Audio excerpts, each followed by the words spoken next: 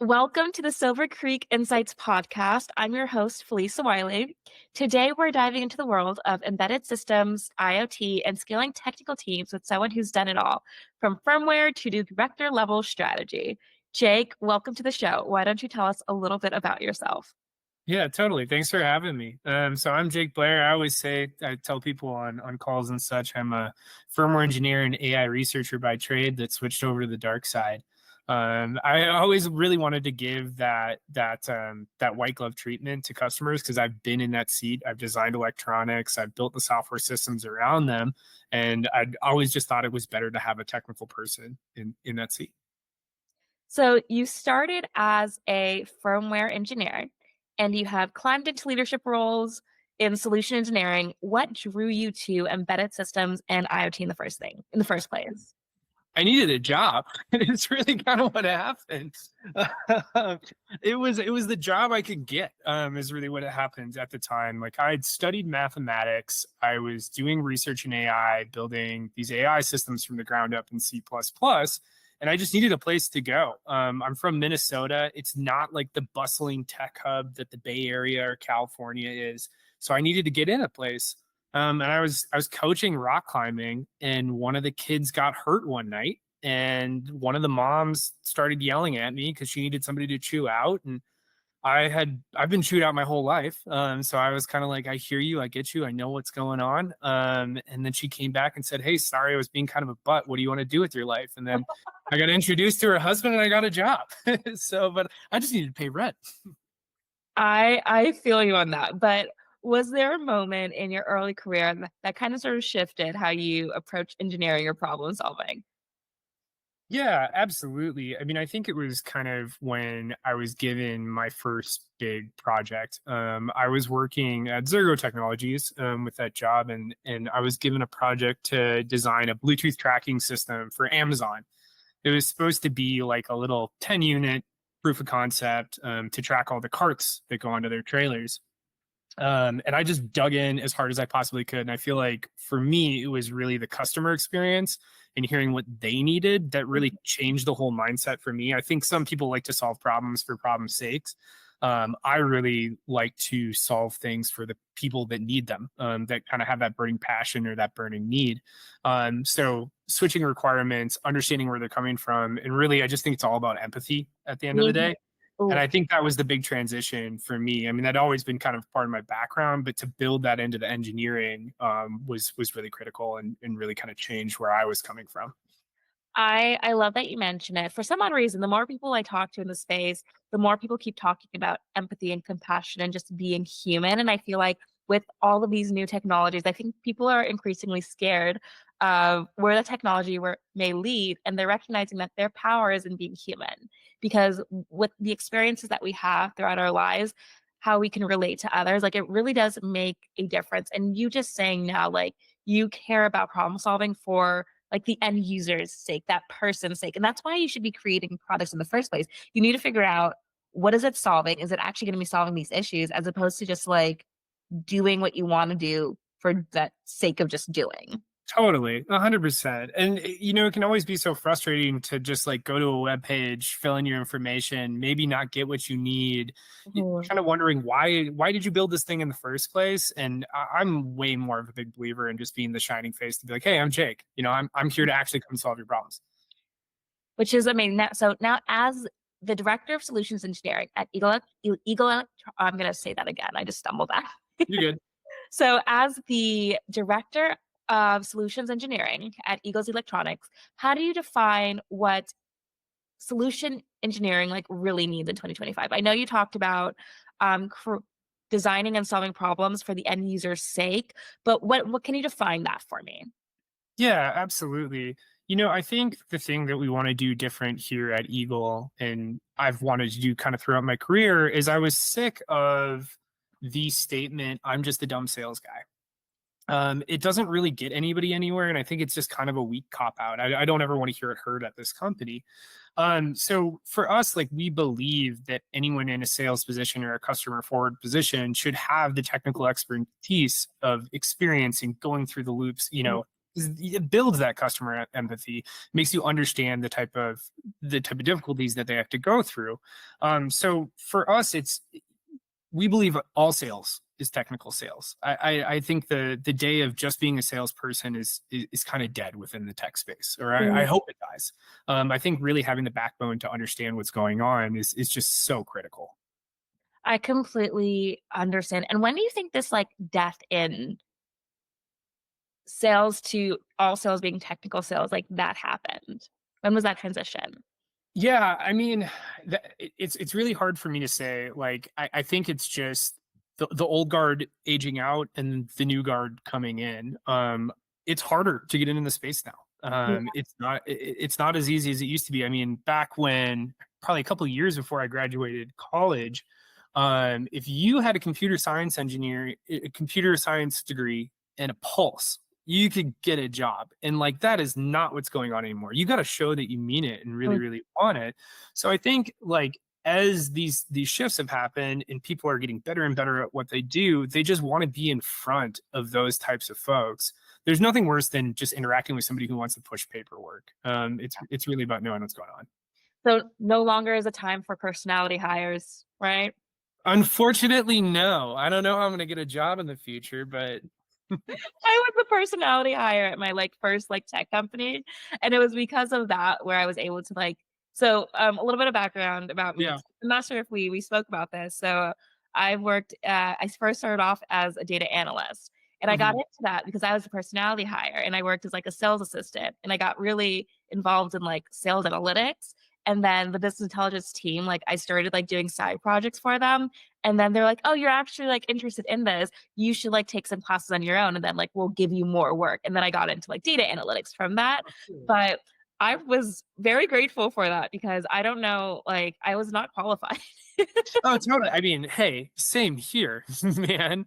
I didn't know I didn't know what firmware engineering was when I got hired as a firmware engineer. My best friend would always make jokes at me and he'd say, he's like, "So, did you find out what firmware is this week?" And I was like, I'm pretty sure that's week 2. I'll definitely get there at some point. But yeah, no, I was living in a car. Like I was a rock climbing coach and special ed teacher. I was skin of my teeth. Well, you did it. And like, and you mentioned that too. Like, you were living out of your car, you were teaching rock climbing, and then you finally were like, okay, I can do this. I can figure this out. I could learn. And I think that's like something that I felt very much aligned with you on when we first started chatting was like, we're go-getters. Like we may not know something, and that's okay. It's so okay to not know what the heck you're doing as long as you have that ability to learn and that desire to learn and better ourselves. Oh, for sure. Yeah, there's kind of like, I mean, I think it's just my Midwest background. Like, I have this bullheaded thing of like, okay, it's not going to be the best. It's going to be duct taped like crazy, but I'm going to slam my head against the wall until something comes out. I'm going to squeeze the stone until water comes out. Like, let's I let's do it. Jake, I love that so much. And it's that energy that I feel like from our start into our career, we brought that energy. And I feel like now, I feel like it's going to be a little bit more technical. And like, even if you have that energy, it's like there are people who are so much smarter I don't know. It's like, I feel that we came into what we were doing at a good time. I fear for those like in the next generation who may have a similar background where it's like they really have to prove it before they're given a shot. But we were kind of given that shot and then we were like proving it along the way. Totally, for sure. Mhm. Yeah, I mean, I just think that entry bar is higher now.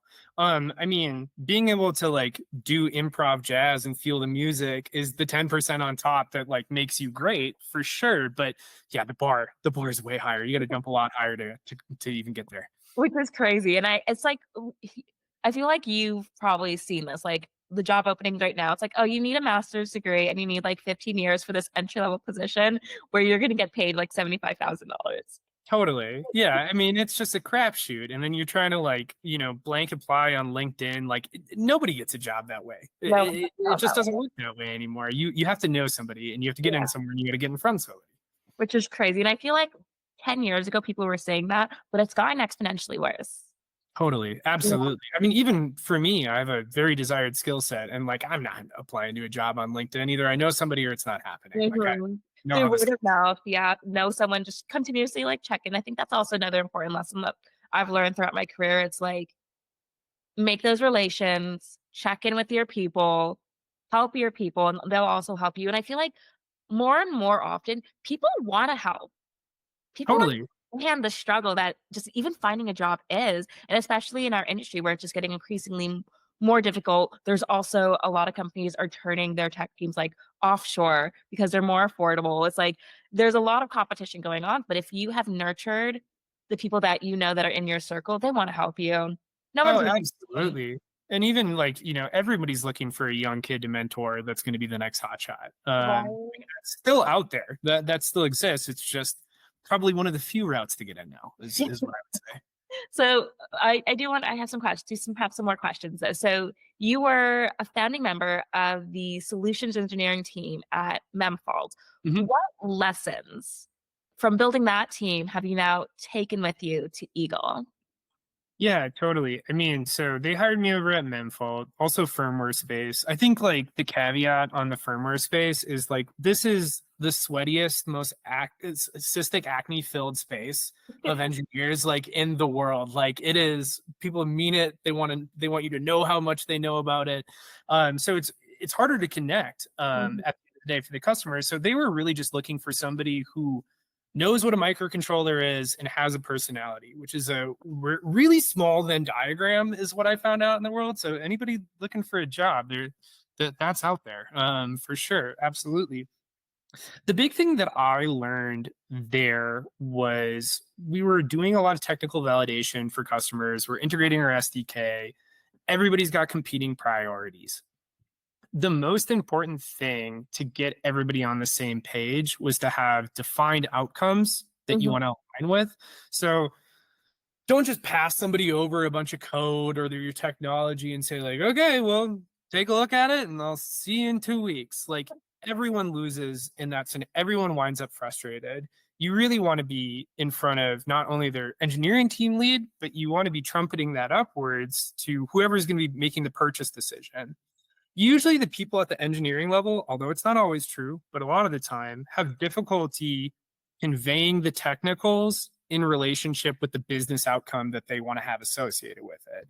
So for me, it was all just like getting that loop tight to be like, okay, we have a 2 week timeline. We're going to complete mhm. X, Y, and Z. It's going to take this much time. And these things that are technicals, here's the list, is aligned with these business goals and outcomes that you want to have at it. Okay. So we go through the process, we complete it, we do a presentation at the end, and I help them kind of bridge the gap to the Mhm, executive buyer so that we can have a tighter cycle, because then everybody's happy, right? mhm. Like you don't have some pet project, some what we refer to as a science project floating out in space, and then everybody gets what they need. So I have some questions to follow up on that. You mentioned you're in a small niche of people who know what a microcontroller is and has a personality. Yeah. What is a microcontroller? A microcontroller is a processor that runs on a device, typically of smaller size and compute than what you're used to interacting with on like a standard larger computer. Okay. So you have a microcontroller running on your Bluetooth modules, you have it on your cellular modules, you have it on any sort of IoT device, you have microcontrollers running on your headphones, all these smaller compute. Now the line is getting really blurred though, because we're getting, Moore's laws coming into place. We're Mhm, getting faster stuff. We're getting better memory. It's getting way cheaper. So this line is really blurring when, as opposed 10 years ago, like there was a really clear differentiation between like that is an embedded that's a Linux platform over there. And here's mhm. a small little microcontroller over here.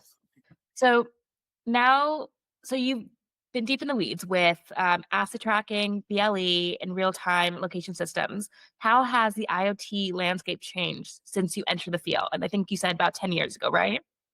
Yeah, about 10 years ago. I mean, it's changed wildly. There's so much stuff that's happening. I mean, I think it's kind of comes from two fronts. Like one is just like what I referred to in Moore's law. Mhm, You There's two really big driving factors in the industry, and one is economy of scale and the other is just like power and compute. So as the transistors get smaller, you end up being able to do more applications at a more cost efficient rate, power efficient rate over time. And then as that happens too, there's a manufacturing line coming through selling these components to way more people. And they streamline that process. So like if a processor costs a buck 10 Mhm. years ago, it costs 30 cents now. Well, when that gate opens up, there's certain applications where this becomes possible. Like, oh man, I can probably put a satellite module on this little tracker now. That wasn't Wow, feasible. I mean, I could do it before, but it's like I need a battery like the size of my head, and it's going to cost like $400. And now we can do it for like 20 bucks. which is crazy. So totally crazy, totally wild. Yeah. So for Eagles Electronics, we're now in this made in America hardware movement. What excites you most about it, especially with Eagles Electronics 4G models launching? Yeah, absolutely. I mean, well, one, this has never been done before. Like all of semiconductor like fabrication has been done offshore.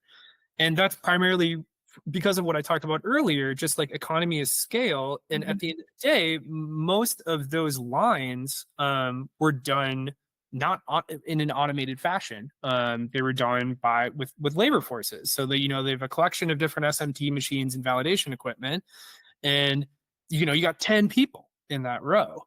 We have now at our factory in Ohio, it's essentially a 300-foot long robot that's operated by one person. So they Great. fit a reel in with a bunch of components, and then boom, modules pop out on the other side. And that's never been done before.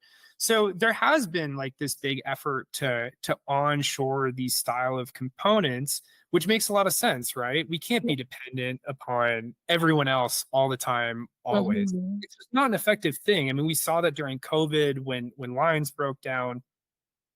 Um, but yeah, like progressing that forward, like we have to bring everything onshore, and it's actually feasible now. We can do this at relative cost parity because of the technology that's developed around it. So I'm just excited to bring it back on shore and see what other applications we can do with it. It also helps that there's tons of regulations coming in that mandate it.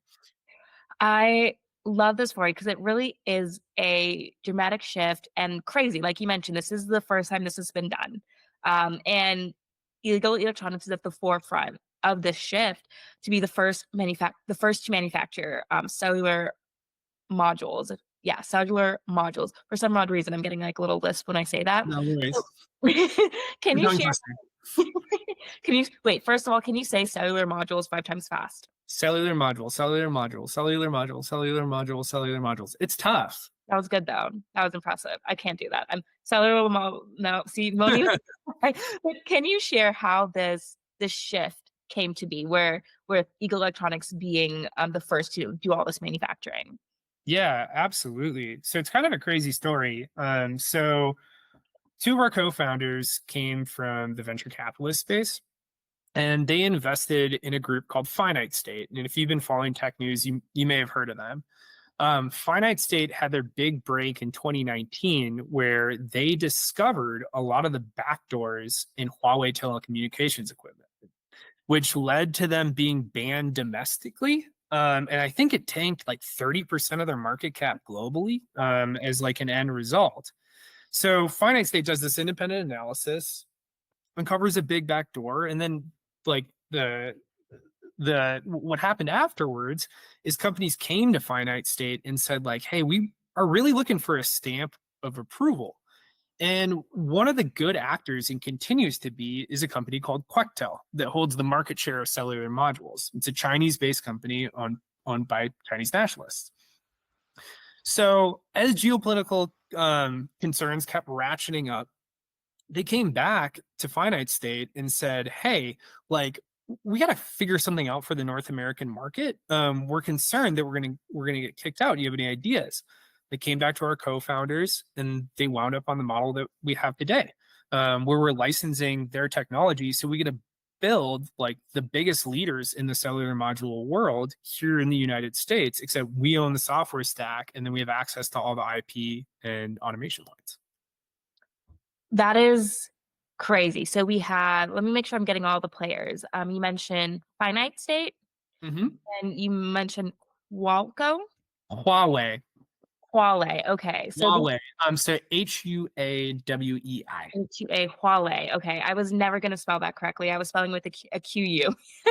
Yeah, So totally. having major players, which has opened the door now for Eagle Electronics to be here. And you mentioned the global context. And I think you briefly touched on like chip wars in Yeah. your perspective. How was being at the center of this evolving landscape changed your approach and priorities? Oh man. Change my approach and priorities. Like at the end of the day, we want to bring the best possible engineering that we can here on shore, and it's going to be a massive process to do so. There are so many requirements coming in. Fortunately for us, this is the only bipartisan issue left up on the hill is a hawkish stance on China.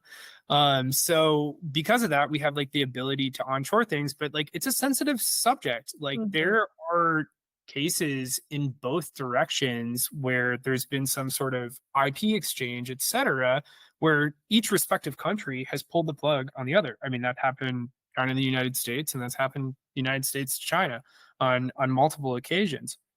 Um, so for me, it's really about showing that we are an independently owned company doing the best that we can, but also like acting in good faith to the folks that we're licensing the technology fund because they Yeah. have been good actors. We wouldn't be in the position that we are if they weren't. Yeah. That's just amazing. And I know that there's a lot of noise in the IoT space.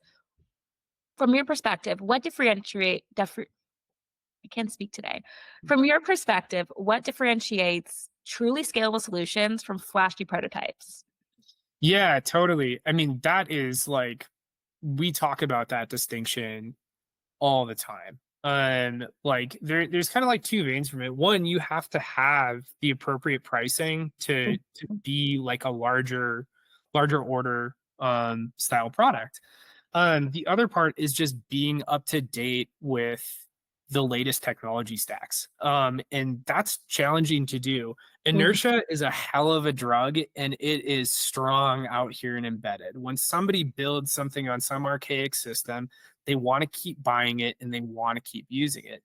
So we have to do this kind of like balance back and forth between like servicing the existing systems that customers have been going on and then pushing the boundary of what's going to be possible and what can we do in the future.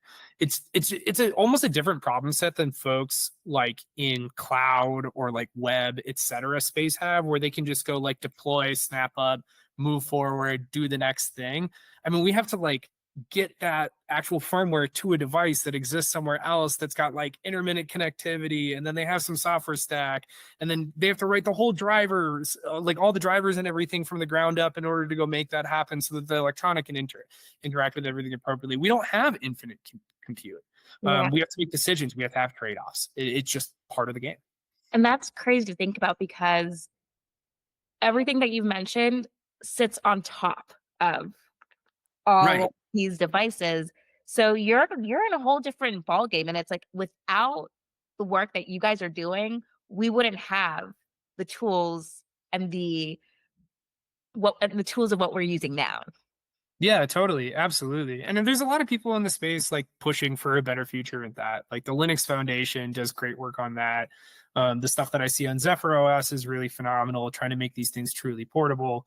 You know, containerization is like just coming to microcontrollers, what I think is just absolutely wild. People have been building stuff from the ground up every single time they want to go do a firmware image, as opposed to just writing the small selection of application code. Why can't you just write two lines to say that you want to toggle on a sensor? Like, why is that an entire firmware stack upgrade? That makes no sense.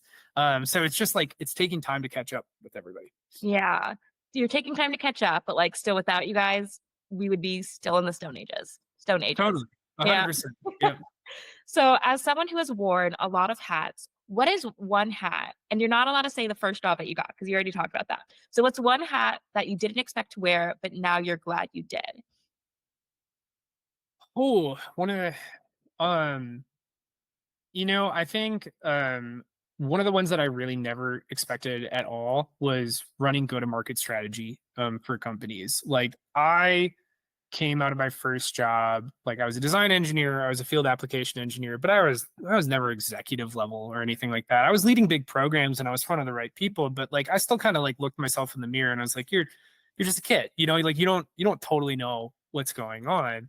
And then when I wound up at Thistle Technologies, I mean, it was 3 months in where I was transitioned over to running the whole go-to-market strategy. And I kind of like looked myself in the mirror and I was like, oh my God, you actually know quite a lot about this. Like this is crazy. So it was like I was just kind of voluntold into it. Like I just kept standing up and doing the next thing because that's my work ethic. That Yeah. was like also like the extreme ethos of my previous company. I mean, like those guys grinded so hard and would do anything to get stuff over the finish line. So to like go pop in somewhere else where you're in a different context, then to be put in a position of like, okay, lead this, was I never expected that. Which is so amazing because I think this is something that is very common in highly intelligent people. You don't give yourself enough credit for everything that you know because like the more that you learn, the more you realize that the more you like don't know. So when you're into something, you get into a different context and you're like, oh my God, I actually know this. And it's Yeah, kind of totally. mind blowing. To me, all that shows is like it shows like the depth of your own intelligence. For sure. Well, and you end up, you know what you don't know, right? Mhm. Like the further that you get up, and like now, like my code, I hope for everyone's sake that I don't have to write any more code. I'm terrible at it. I have no idea what's going on anymore. I can draw a systems diagram all day, but like ask me to actually go hack it, like I'm no good. But I understand the players and understand where the tech stack sits and why people are making the certain decisions. And Mm. like I was never put in a place to being able to really accelerate with that knowledge until that time. So would you say that that way of being, like your work ethic, your desire to learn more and just like you could be thrown into any fire. Do you think that that's like one value, I guess, that stayed with you through every company, every team, and every pivot? Yeah, for sure. I mean, like, for better or for worse, I die on a hill. And like I die on a hill with hard work in hand. And I think that is an important quality as long as you're not like pissing everyone off as you're doing it. But the hill that I've always died on is the hill of the customer. Mhm. Like doing the right thing for them. I don't want to buy anything, like I don't want to sell anything to anybody that I wouldn't want to buy Yeah. myself. And I just think that's super, super important. But yeah, like having that type of, okay, it doesn't really matter what I was told to do. Like directionally, it's correct. My boss told me I need to go complete X task. But stepping back and asking yourself, why do we need to do this? Who needs these things? Why do they need these things? Mhm. Okay, we should do it like this is like really critical. And I think gets lost in the engineering space often. I don't know that enough people do that. I commonly will run into that where I'll talk with a firmware engineer or somebody mid, even senior level, and I'll kind of ask them why, like who wants this and what's going on, Yeah. and they can't tell me. I just think that's wild. You know what? I have a hypothesis as to why that is. Want to hear it? Yeah, let's hear it. They're just be doing what they're told and they don't really Oh, care. yeah, I don't think they really care. And like I think, I talked about kind of the end of sales for non-technical people. I mean, warning to all the engineers, the day of I don't want to be talked to. I just want to like know what I need to do for this 2 week sprint, and then I'm going to go do it. And I don't want to have any context change or whatever. That day's dead too. Like that's not Mm. happening anymore. Ooh. Like it's not effective. It doesn't help us in the business. Oh, completely agree, but it's actually so true. And I think it also speaks to the culture, the company culture. Because, like, if you're checked out, of course, you don't necessarily like want to put in any effort and care. I think that's an indicator that what you're doing and the company that you're doing it for might not be the best fit. For sure. Totally. Yeah. Now, when you mentor younger engineers or technical sellers, what advice do you find yourself repeating most often? Oh man, I feel like it's advice that I have to tell myself. Like, stop talking so fast, slow down, listen, give it a moment. Mhm. Things like that are like the interconnective tissue to like being empathetic within the space, which I think is valuable in engineering just as well as it is in sales. But for like the younger kids, like I'm I really try to get them doing projects that make sense to Mhm. solve a problem. Yeah. Because what you'll see, like when you put that in front of somebody, is like they're like, well, I don't know, like this isn't like the most complicated thing. Like I didn't do that much like crazy code work. And I'm like, yeah, man, welcome to the industry. That's 90% of what we do. There's only a couple people up at the top doing like algorithmic work or like something really crazy on like some really critical component. Usually we're just building upon the shoulders of giants. So it's really about like building something that makes sense within the context. Hey, this customer has a problem. I'm going to solve it. Here's how I'm going to go solve it. Here's why I thought about those things. Here's what's going on. Mhm. In my mind, that's a good engineer. So when I'm working with like younger kids, I usually have them try to do a project like that and be able to present upon it, because being able to explain what you did and then solving a problem that exists, I think is just like so key to getting your foot in the industry. I completely agree because not it gives them a sense of purpose. And a lot of times some of the work we do is probably not necessarily has a purpose. It's just like grunt work. It's like clean up the tech debt or just do X, Y, and Z. So when you see like the overarching goal of like how the work that you're gonna do incorporates and like drives business leaders and helps make better decisions, it changes the game. It's like, oh, you're actually solving a problem and letting them get insight into that. I think is actually much more exciting than just like clean this up. Totally, for sure. Well, we all have to do the corporate dishes at Yeah. some point, like get used to it. Like that's part of it. I struggle with it all the time, but like that has to be done. But hey, while you're doing it, think about why you're doing the dishes. Right? So how do you stay so sharp and continue learning in such a fast moving industry? I mean, you just got to be reading things all the time. You got to be Yeah. reading things. You got to be talking with people. You got to be Mhm. passionate about it. You got to care. Like, I think it's just really about caring through and through and asking yourself, do I really know what's going on here? I think it's easy to check out, but like staying in the loop is really challenging. It's the same problem for anybody in any industry. Don't go be a doctor because your parents told you to be. Mhm. Don't be an engineer because your parents told you to be, or so and so did. You got to do it because you truly, truly want to be here. Otherwise, it's just not worth your time. And I think if you walk at it with that mentality and you really do want to be in that place, you'll end up acquiring the associative knowledge with it because you just want to be the best that you can. Yeah, no, I completely agree. And what's awesome too is like this is a space where you can constantly challenge yourself. And there's a lot of high achievers here. Um, Now, those who are high achieving, they're also more prone to burnout. So how do you navigate that? Where it's like you're constantly on the go, you're constantly learning, you're constantly talking, you're constantly pushing yourself to know more. When are you like, okay, I need a break because it's a lot? Yeah, that's hard. Like the way that my lifestyle has worked out is kind of like reflective of my time living in a car. Like I usually work at these like really high octane startups, and then whenever that meets either a natural end or otherwise, I take 6 months off. Wow.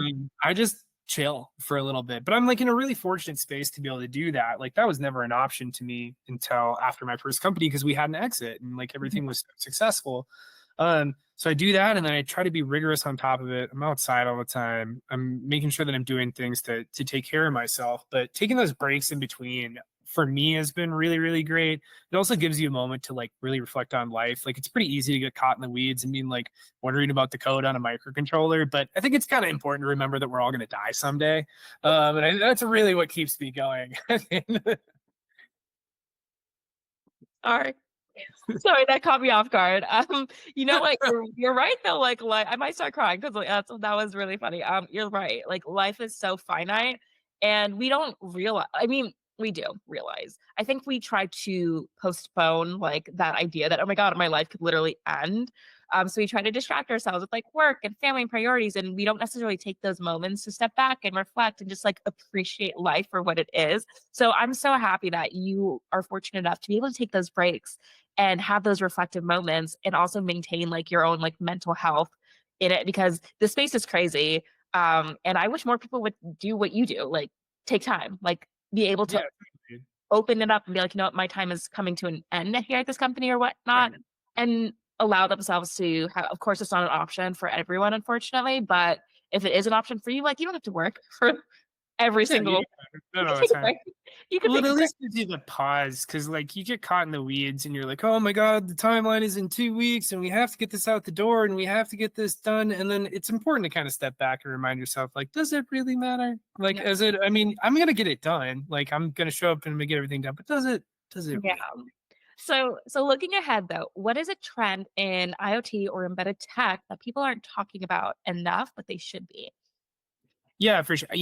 Like I said, I think it's just like economy of scale and Mhm. like power and compute is just like it enters like this graph where like the cross points just keep coming up for new applications. Like at the start of my career, and this is like not a big difference in timeline. Like 10 years ago, we built an asset tracker that was cellular powered, had GPS, and it had Bluetooth and it was pinging, some rate per day, once per hour, etc. And the battery on that thing was like, it was big. Like it was Right. a big, massive, like 1,000 milliamp hour battery to like keep that thing going. I basically made the same project 5 years later, but I did it on two AA batteries and it would last for 3 years. Just because like the transistors get smaller, they require less energy. You do new applications with it. The equipment to go cut that technology or like produce in the first place was cost efficient enough where it flipped over the curve. And if you're looking to like start a business, like those examples exist just like everywhere. Like you can go find them. Like I see people in asset tracking all the time where they're like, oh my gosh, like we can actually go build something to track this now. And I think we can do it in this case. We've never gone after that market. And like it's everywhere. You can go find that absolutely everywhere. That's absolutely crazy. Are you ready for some rapid fire questions? Hit me with it. Let's do it. First line of code you ever wrote. First line of code that I ever wrote. Yeah. I mean, I'm sure it was like some Hello World stuff. It's got to be. It's absolutely got to be. Yeah, because it was. I was young and I was like 8 years old, and I asked my mom to get me a computer programming book because I wanted to learn how to hack computers. I think was my thesis statement on that, and I When think you it were got me 8. in the world. It was like I want to say 10. I don't Crazy. know. You bring my mom onto the podcast. You ask her. Oh, all right. The second question. Coffee fueled late nights or early morning deep work? Man, I try not to do coffee at night because otherwise I just go crazy. It's like it's definitely like a lot of late nights for like menial tasks, but like Mhm. early morning inspiration, as much coffee as you can put into. How many cups did you have today? Me, I have like one massive cold brew place down the street. It's only $3 for this. It's crazy. What? From where? It's just down. I'm in Salt Lake City right now. It's just down Huh. the road, 9th and 9th. It's only $3. But Crazy deal. you don't find that here. No, you don't find that anywhere. All right. What's more satisfying, debugging or product launch? Product launch. Oh my gosh. Sorry, Yeah. that's too easy. Debugging I've worked at debugging companies. I think it's really cool and it's like very, very important. But like I want to go launch a product. Launching products is also horrifying. Like it is the scariest moment ever because like you're sending it out there and you know that there's 30% of the bugs left for sure. No, there aren't. Well, we could talk about that later. So, if you weren't in tech, what would you be doing right now? I'd be a special ed teacher again. I Yeah. don't know if it'd be special ed, but I'd like probably just be a teacher. Like if money wasn't an object, that'd be like that's totally what I'd do. That's what I did before. But I was getting puked on and bit and screamed at by parents, and I was making $10 an hour. And I was like, you know what? Not worth it. Maybe I'll just do this in my free time. Yeah, like, love teachers, they are needed, and they're, like, the foundation for the next generation, but I also you couldn't pay me to be a teacher because Yeah, huge shout out to all the teachers. yeah, They're the huge best shout people out. in the world. Be nice to them. I wish they got paid more. Right. Let's Yeah, change it. they need to get paid more. I wonder if there's a way with all of the improvements in, like, technology to, like, make some impact in the education space that'll trickle down and uplift teachers to get paid more. I don't know. Comes from a government at the end of the day. Like capitalism works in many cases, but I think policy is just as equally as Mm, yeah, in this okay. case, all policy. And last question, are you ready? Yep. Okay. One tool or piece of hardware you swear by and can't live without. Oh my gosh. I mean, Now I just use email. I'm using ChatGPT so much with like the biggest asterisk next to it in the entire world. It's so cool that you can feed like a massive spec sheet that it would take me hours to go pour through.